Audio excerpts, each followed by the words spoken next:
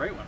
I'll catch up on your sleep, or y'all just hang Absolutely, out? I did. Unless I bring you the baby, that's not happening. Yeah, good point. Good point. Speaking of baby, 21 years ago today, I was in a hospital in Tuscaloosa, Alabama, waiting on Will Swinney to arrive. And man, little did I know. So I'm just telling you, man, it goes fast. I know everybody tells you that, and you've already had one child that you can relate to, but golly, it's just crazy. And I was in the middle of camp.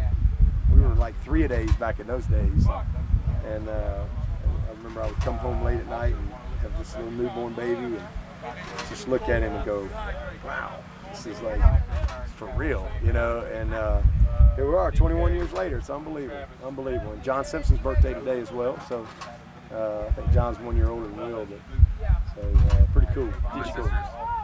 It's your sister's birthday today too? Oh, nice. Did you give them a break today, or do they have to go full speed? No, we got after it. In fact, Will might have had his best practice ever today. We got a lot of guys kind of, you know, banged up. He had to work a couple different spots and had a really good practice, but he's had a good camp. But today was you know, just kind of like I hope, good and hot, and it's good for him to have a couple days to just rest, recover, and refuel a little bit, and recharge. We were going 17 straight days with no break, so it was a good couple days for everybody, staff too, just to kind of disengage for really about 36 hours. And so got back at it this morning. And, but dude, we got a bunch of guys that are just kind of just dinged up, you know, still practicing, but I can just tell their bodies are at a point where, you know, all right, we gotta start getting them back. So tomorrow will be mostly all game prep. Today was a combination of Clemson and some game prep stuff. Still had some good on good, and we got several guys back into practice today that have been out, like DK and Jake and Balin and those guys. So good to see them back out here. But tomorrow will be pretty much all prep, and then Wednesday we start school. So winding it down, we're gonna go out and play on the lake this afternoon. So it's always one of our team building exercises that we do every year, and appreciate all the folks up at the reserve that come together to help us have a great day. And, a lot of food and a lot of fun, and those guys get a chance to experience something new. We got 39 new guys, you know, freshmen and true freshmen here, that'll get their first opportunity to kind of go see the beauty of this area around us and have some fun on the lake. Did Foster practice today? Foster, yep. How big was it to get those guys back that have been out for a couple of weeks? It's good, you know. We had, you know, just miscellaneous. We've had a couple, you know, 2 or 3 different type injuries that have held guys out for short times, and some have been out longer than others. But getting DK, Jake, and Balin back today was big. Those have been hamstring guys, and so they moved around well, practiced all day. And then, you know, Justin was out a couple days. He was back today. Blake. So we got several guys back, but still got a lot of sore bodies right now. And, you know, we're playing in 10 days, so we'll start turning the page really fully to getting our plan ready, and then also getting their bodies, you know, ready to go play, and just kind of back with some spring in them. How difficult was camp this year, considering you had an earlier game compared to other years?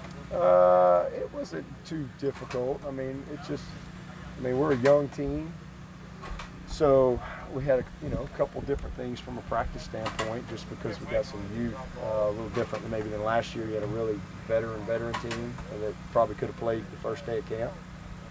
So that was a little tweak here and there in the practice schedule, but as far as our process of getting ready, not much changed, and it's been good. The biggest difference is, you know,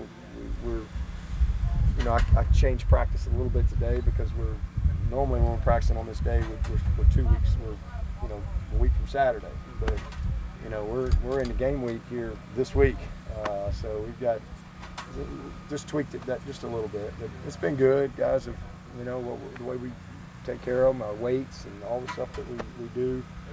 We've got a good holistic plan in place, and like I said, we're, as most teams, a little bit up at this point in camp. But for the most part, I feel like, you know, hopefully by Wednesday, Thursday, these guys will have a little more spring in their leg, and you know, Fridays we'll get in all game prep. Friday's kind of our mock game situation stuff, and then you know, Saturday we're just in shorts, and then Sunday's kind of like a Monday to us. That's how we treat it. Start getting ready to play. So not a lot of contact left, and now it's about getting them fueled and ready. I think you said that you were wanting to make maybe, or were thinking about making some redshirt decisions this past weekend. Did you? Yeah.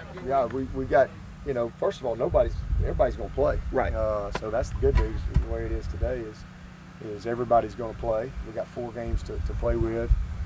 We got a few guys that for sure that we're like, okay, these guys we're definitely going to be able to hold.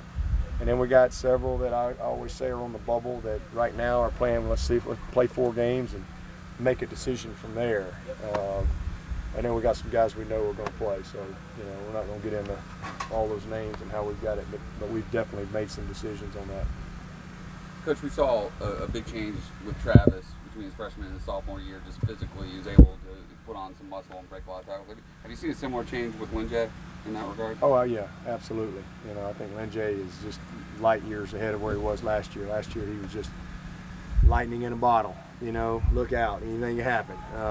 Sometimes it was good and sometimes it was bad, but it was just not all together with him last year from just a real understanding of the bigger picture. And this year he's just a much more complete player. I mean, the game has slowed down for him. He understands not just what he's doing, but he has a much better understanding of why.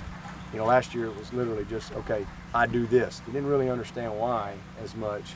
But he's just a much more knowledgeable player, and that has led to consistency and confidence. And then he's stronger. I mean, he's had a whole year in that weight room now, and man, you get in that off season with Joey Batson, and man, he just does such a phenomenal job with those guys, and you know, because it's not like option for him to, you know, it's just our culture here. I mean, you're going to put the work in, and he's put the work in, and it showed. I mean, he's had an excellent camp. He's excited about his opportunity, and I think he's going to have a great year. As you close out camp now, are you pleased with the progress that the young guys have made? And did you see the leadership develop that you wanted to see develop? You know, I am. I mean, there's just only so much you can do. I mean, I wish I could say, boom, they're a junior. It just doesn't work. Just like you asked me about Travis Etienne. I mean, he was a good player as a freshman, but he's light years from where he was. And so there's only so far you can take guys, and now you got to go play. And you know, they got to go play. They got to get some game confidence, game experience, game adjustments. But I'm really pleased. First of all, I love the group. I think they're serious about it. I think it's important. Football is important to them. We got a lot of enthusiasm with those guys, and that's a huge thing. They don't mind being coached. The biggest thing though is they've got some self-awareness. I think a lot of times when you have a problem is when freshmen are in denial of where they are and what they got to do. But I don't think we got any of those guys that are in denial. They're all very self-aware of, okay, here's where I am, here's where I am, here's where I am, and woo, we all got a long way to go to be. Even the guys that we think right now are going to help us right away. You know, an Ngata, who y'all have heard me say a lot of good things about. I mean, he's not anywhere near what he's going to be as a junior.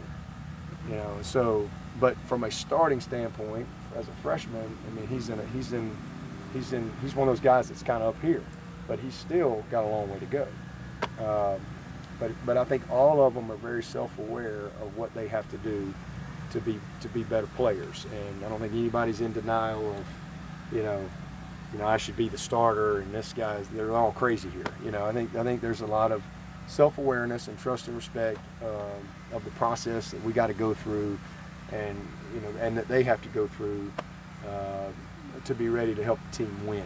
And so, good news is, with the rule change, they're all going to have an opportunity to play, and I love that again because it keeps everybody engaged. And that's one of the worst things I always thought when a guy, when you just said, hey, you're not going to play, it just keeping them engaged was always a challenge.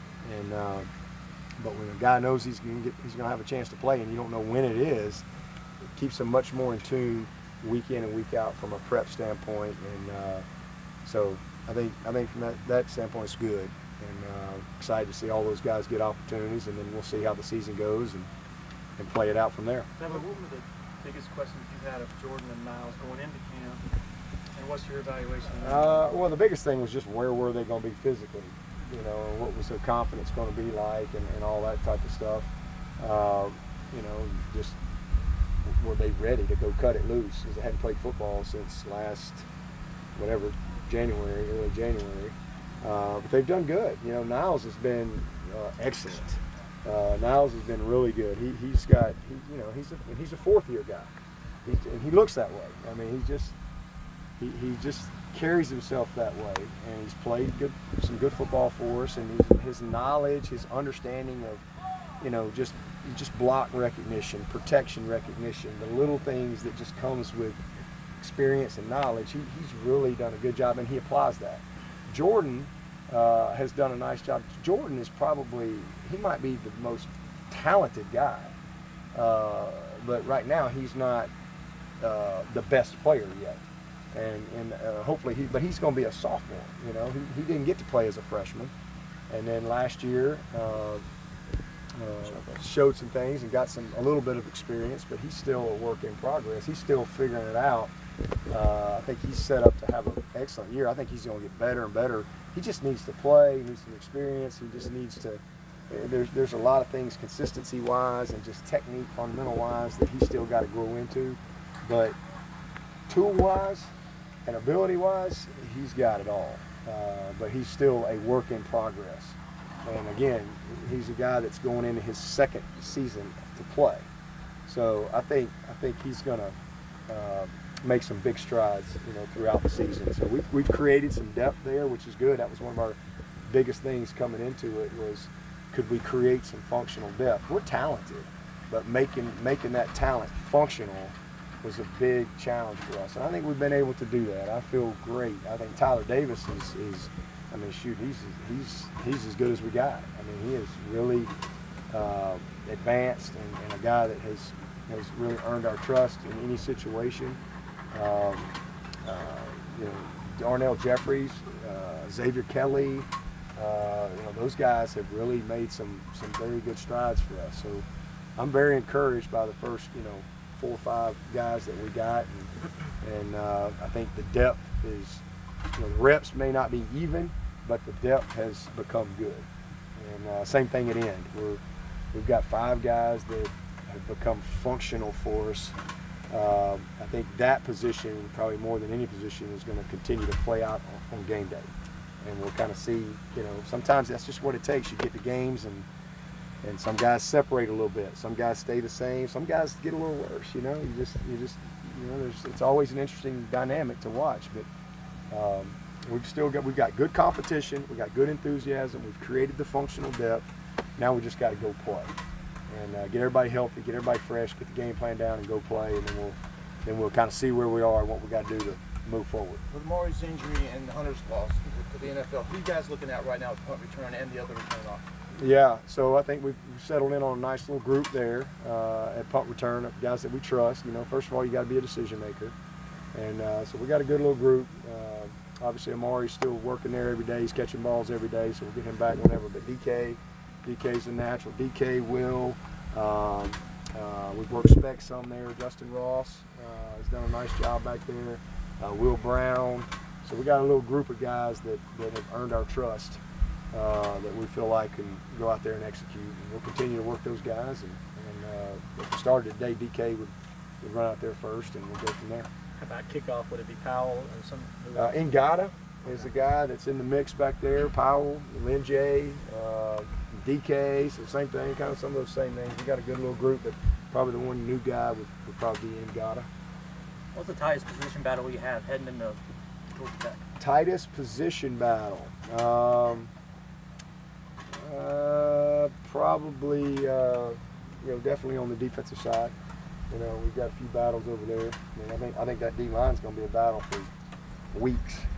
I mean, I think we got a lot of competition there, and that's, like I said, we got some of that's just got it. Now you got to go to the games, and it may be that way, strength in numbers all year. Now, really, to be quite honest with you, I'd be surprised if it's not.